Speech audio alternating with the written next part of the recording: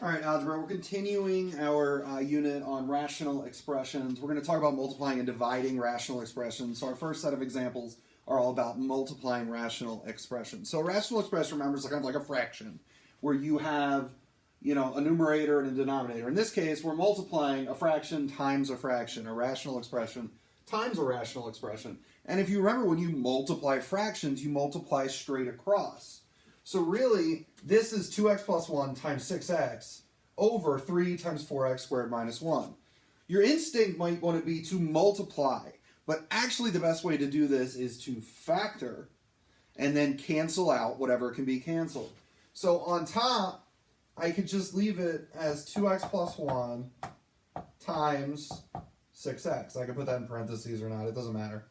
And then on the bottom, I have a 3. And then 4x squared minus 1, that could be factored. That's a difference of squares, perfect square minus perfect square.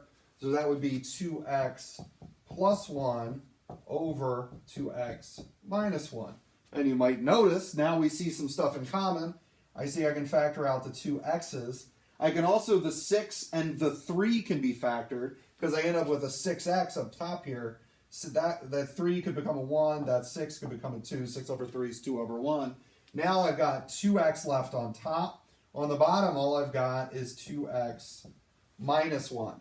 Now, you cannot cancel the two x's out, because this 2x is all alone. This 2x is with the 2x minus 1. That's one set of parentheses there. So that is our final answer.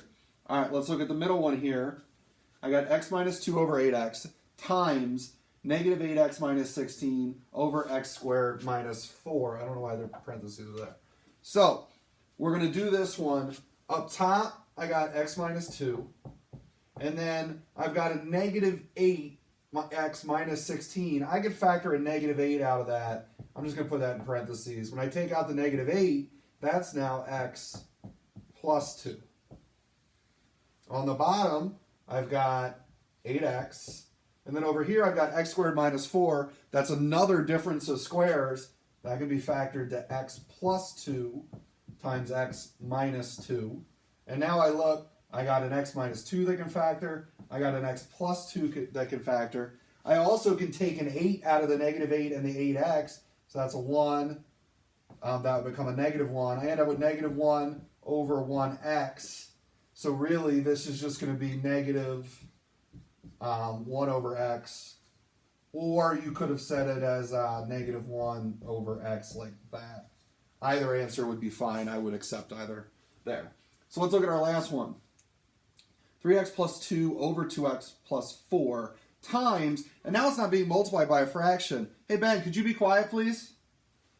Sorry. I've got x squared plus 5x plus 6.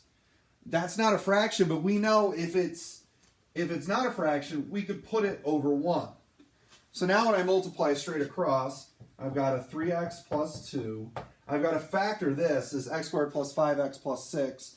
I know it's going to be x as my first terms. Everything's positive, so these are going to be pluses. What times what gives me 6 and adds up to 5? Well, that's 3 and 2. So it'll be x plus 3, x plus 2. And then on the bottom, all I've got is 2x plus 4 times 1, which the 1's nothing. We don't need that. 2x plus 4, though, I could factor a 2 out of that. If I factor a 2, now all of a sudden it's 2 times x plus 2. And look at that. Those can cancel. So now I've got 3x plus 2 times x plus 3, all of that over 2. And that's your final answer. You do not need to FOIL those back together. You can leave them factored for your answer. That is an acceptable answer. 3x plus 2 times x plus 3, all of that over 2. All right, that's example 1. I got another example coming with division.